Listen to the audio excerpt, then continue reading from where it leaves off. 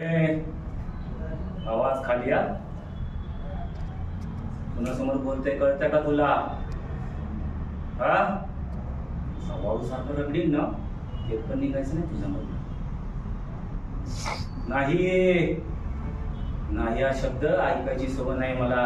लहानपणापासूनच नाही हा शब्द मी ऐकला नाही. त्यामुळे आपला राग आहे ना, असा तरी कपड्यामध्ये लंब करून यायचा. कळलं का? तुम्ही का मला थोपाडत बसला इथं? नाही का इथं भाषण द्यायला लागलोय का?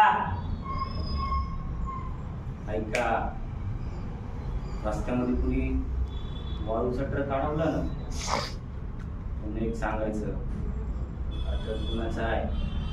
विक्रम भैयाचा. कुणाचा? विक्रम भैयाचा. चला भरा ट्रक, निघा तुम्ही.